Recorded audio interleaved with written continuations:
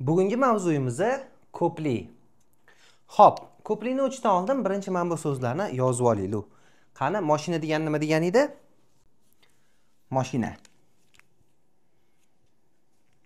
Ayting. The car. Uychi. The house. Yo'l. Yo'l qanaqa bo'lardi? The way yoki the road. To'g'rimi? Bino. Bino nima edi? Zdaniya.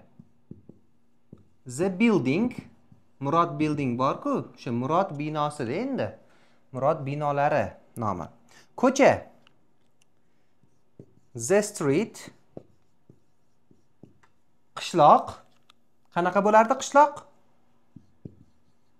The village. Shahar, oson bu. The city. Qiz, qiz bola. The girl. The girl. Narsa. Ayting. The thing. O'rtoq. The friend. Buddy, dude degan bo'lsangiz ham to'g'ri. Friend olamiz bu yerda. The friend. Xo'p, endi sizga ko'plikni o'taman. Qarang. Ko'plik faqat ot so'zlarga qo'yiladi. Misol uchun, kim nima savoliga javob beradigan so'zlar bor edi-yu.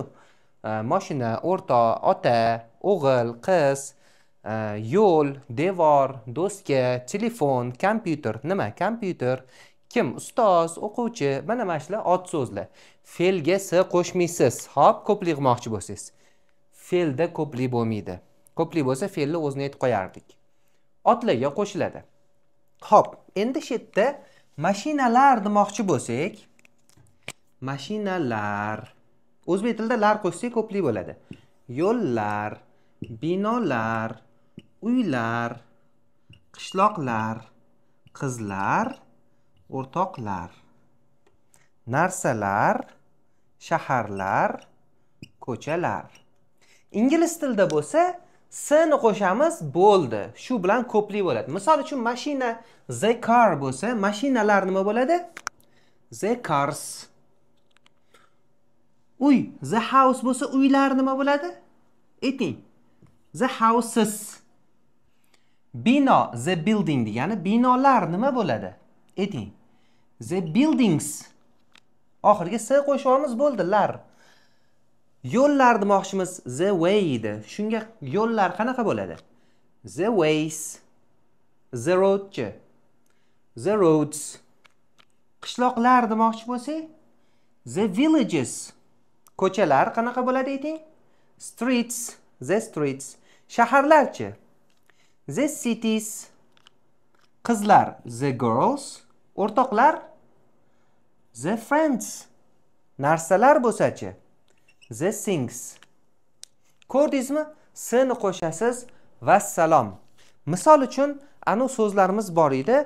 O'shani men hozir olib turib o'qiyman, siz uni ko'plik qilasiz. Xo'p.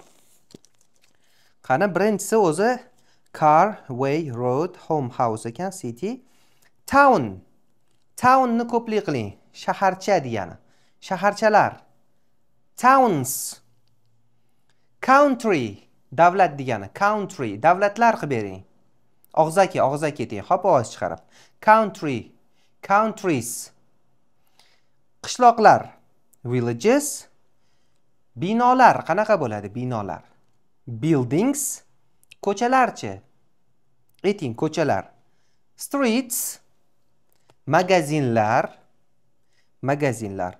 Shops yoki ikkinchisi stores. Mini marketlar. Mini marketlar. Groceries. Shu yerda aytib o'tib keting. Ko'plikda aytayotganingizda z-ni qo'ysangiz ham bo'ladi, qo'ymasangiz ham bo'ladi. Misol uchun uylar. The houses desiz ham to'g'ri. Yoki mana shu z-ni aytmasangiz ham to'g'ri. Houses o'zi ham to'g'ri bo'ladi. Xo'p. Z-ni qo'ymaslik o'zingizga havola. Sizni xohishingiz. Lekin ko'plik qilmoqchi bo'lsangiz s-ni qo'shasiz. Xo'p. Houses qaytaring. Houses bu ham to'g'ri, uylar bo'ldi. Yoki the houses. U ham to'g'ri. O'shanga men bu yerda z qo'ymayapman sizdan so'rayotganimda. Keyingisi Shofyorlar, haydovchilar qanaqa bo'ladi? Drivers, milisachilar. Ayting. Officers, narsalar. Things yoki stuffs. Joylar, qani ayting, joylar qanaqa bo'ladi? Places yoki spots. Kalitlar. Keys, eshiklarchi. Eshik, eshiklar, ko'plikda ayting. Doors yoki the doors desiz ham to'g'ri. Ishlar. Works yoki jobs. Yigitlar, qanaqa bo'ladi yigitlar? Guys, erkaklar. Men's, ayollar. Women's. Shu yerda to'xtang. Mana shu yerda sizga bitta narsani tushuntiraman. Qarang. Ko'plik qilmoqchi bo'lsak, ot so'zlarni ko'plik qilmoqchi bo'lsak, s qo'shamiz dedim, to'g'rimi? Bo'ldi. S qo'shsangiz hammasi lar bo'lib ketadi dedim. Endi men bu yerga mashq qilaylik. Mashinalarni olib keling. Qanaqa bo'ladi? Mashinalarni olib keling. Birinchi har doimdek fe'l etib olasiz, buyruq berilyapti. Olib kel nima degani? Olib kel. Bring mashinalarni. Bring cars. Bring cars yoki bring the cars desiz ham to'g'ri. Ko'plikda z'ni qo'yish qo'ymaslik o'zingizni xohishingiz. Z'ni qo'ysiz ham to'g'ri, qo'ymasiz ham to'g'ri. Hop, bring the cars yoki bring cars. Mashinani olib keling desa, bring the car deb turib z'sini qo'yasiz. Hop, birlikda qo'yish shart. Majbursiz qo'yishga. Ko'plikda xohishingiz qo'yasiz yoki qo'ymaysiz. Keyingisi yo'llarni oching. Qanaqa bo'ladi? Yo'llarni oching. Ayting. Open ways yoki open roads. Ko'chalarni yopinglar. Ayting. Siz uje mendan yoshimdan oldin aytib bo'ldingiz deb hisoblayapman. Xo'p, shuning uchun ayting. Ko'chalarni yopinglar. Yop nima edi? Yopinglar. Yodlagan bo'lishingiz kerak. Close streets. Close streets. Yoki close the streets. The qo'ysiz ham to'g'ri. Shaharlarni tashlab ketma. Tashlab ket qoldir. Nima edi? Leave. Shaharlarni tashlab ketma. Qanaqa bo'ladi? Don't leave. Shaharlarni. Cities. Cities. Don't leave cities. Keyingisi narsalarni olmang. Narsalarni olmang. Qanaqa bo'ladi qani? Narsalarni olmang. Olmang. Don't take yoki don't get, u ham to'g'ri, bu ham to'g'ri. Don't take narsalarni. The things. Don't take the things. Z'ni aytmasiz ham bo'ladi ko'plikda. Hop. Don't take the things. Odamlarni chaqir. Mana shuni hozir qilmay turamiz. Odamlarni chaqirni buni keyin qilamiz. Bitta narsani tushuntirganimdan keyin. Hop. Endi bu yoqqa qarang. Siniq ko'plik degan narsa bor ingliz tilida. Nima ekan? Siniq ko'plik. Sinib qolganini hozir tushuntiraman sizga. Misol uchun odam. Person qaytaring o'qilishini. Person. Mashta o'qilamiz. Person. O'ni o'qmaymiz. Person odam degani. Odam, inson. Endi odamlar demoqchi bo'lsak, o'zi persons bo'lish kerak. Men bu yerda tushuntirgan qoidam bo'yicha, to'g'rimi? Odamlar demoqchimiz mana. Lekin shuni persons bo'lmaydi. Buni ko'pligi people bo'ladi. Qaytaring. People. Uni i deb o'qiymiz. People qaytaring. People. Ibrohim ustoz, nega ko'pligiga s qo'shsak odamlar qilmoqchi bo'lsa persons bo'lish kerak edi desiz, yo'q. Siniq ko'pligida 5-6 so'z bor. Ularni ko'pligi umuman boshqa so'z bo'lib ketadi. Sinib ketadi. O'shanga siniq ko'plik. Person qaytaring. Person odam, odamlar bo'lsa people. Qotib qolgan, buni yodlaysiz, boshqa ilojingiz yo'q. People qaytaring, people, odamlar degani. Keyingisi man, man erkak kishi degani. Endi erkaklar demoqchi bo'lsak, man deb yozilganda o'qilishi lekin men buni ham. Men bo'ladi ko'pligi ham. Men qaytaring. Men mana. Men ayting. Men qoyilmisiz? Mens bo'lmaydi. Mens deb qo'ysangiz bu xato. Bu so'zlarni yodlab olishingiz kerak. Sinf ko'pligini yodlash shart keyingi darsga. Ayol, woman degani, woman qaytaring, woman. Mana buni u, woman buni o'qimaymiz. Woman ayol degani, endi ayollar demoqchi bo'lsak, mana a ni e qilib qo'yishgan bunda ham. Faqat buni o'qilishi boshqacharoq. E'tibor bering. Women deb o'qiladi. O'qimaymiz ham e ni. Voni o'qimaysiz. Women emas, women qaytaring. Women. Woman ayol degani, women ayollar. Nimaga bunaqa demang? Javobini o'z bilasiz. O'shanga inglizlar buni shunaqa qilib turib gapiradi. Endi men qayoqdan bilaman qayerdan bunaqa? Shunaqa yodlaymiz bo'ldi. Siz nimagaligini nima qilasiz bilib. O'rganib oling, gaplashing. Xo'p. Keyingisi bolakay, yosh bola, bolacha yoki farzand desa ham bo'ladi. Bolakay, yosh bola. U child qaytaring. Child.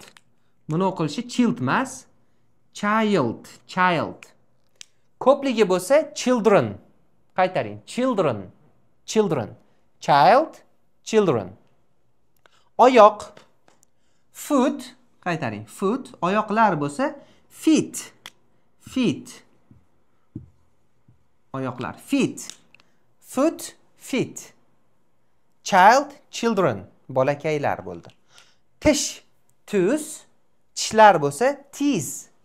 Tooth qaytaring. Teeth. Oson. Ikkita o, ikkita e kelsa qanaqa o'qilishini birinchi darsda o'rganganmiz.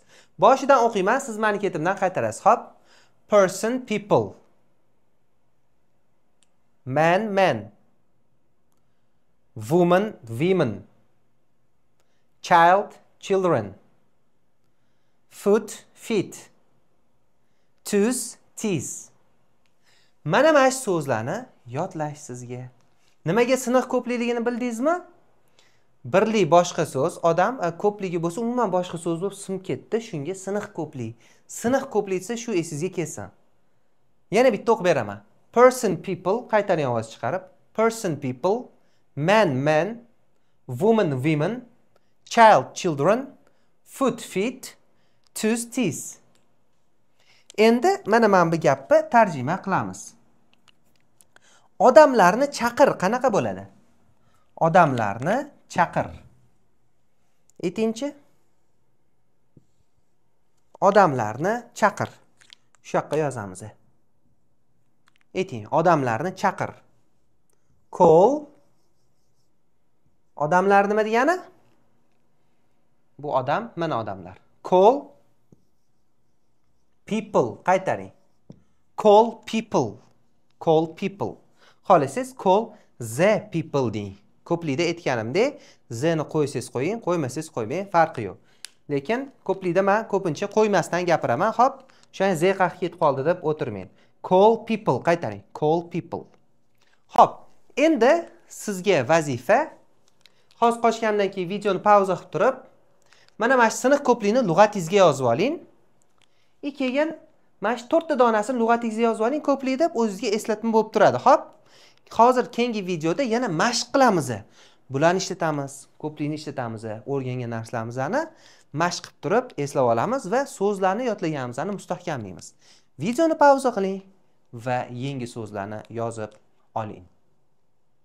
Ibrohim ustoz, darslarni zo'r o'tarkansiz. Darslaringizni, videolaringizni ko'rib tushunmayman, ozgina narsa o'rgandim, xudoga shukr. Endi sizda men to'liqroq o'rganmoqchiman. 0 dan boshlab iloji bo'lsa, ketma-ketlikda deyotgan bo'lsangiz, 0 dan gaplashishgacha degan kursni chiqardim. 3 oylik kursda siz noldan gaplashishgacha o'rganasiz, yozib o'tirmaysiz va videoni ko'rib faqat lug'at yodlab o'rganasiz. Ketma-ketlikda aytganimni qilsangiz bo'ldi. Hech qanaqa darajaga chiqmaysiz, lekin asosiysi o'z xohlagan narsalarni gapirasiz, eng kerakli narsalarni o'rganasiz. Bu vaqti tig'iz, ishi bor, chet elda yashayotgan insonlar uchun yoki 2-3 oyda yana chet el chiqib ketadigan insonlar uchun. Bu narsani men qilish uchun 2 yildan ko'p harakat qildim, o'yladim, yozdim. Ko'p narsalarni tajribadan o'tkazdim. Qanaqa ketma-ketlikda o'rganaman desangiz, siz yozib-pozib o'tirmaysiz. Misol uchun siz Amerikada, Yevropada yoki Avstraliyada truck driversiz, bitta ishlayapsiz. Yozishga vaqtingiz yo'q, bemalol vaqtingiz yo'q. Siz ishlaysiz. O'sha yerda yashaysiz yoki yaqinda siz chet elga ketishingiz kerak, 2-3 oyda inglizini o'rganib olishingiz kerak. Agar siz shulardan bittasi bo'lsangiz, unda shu kurs sizga to'g'ri keladi. 3 oyda hech nimani yozmasdan turib, faqat eshitib va ko'rib o'rganasiz. Bu degani lekin siz hech qanaqa so'z yodlamaysiz degani emas, so'z yodlaysiz.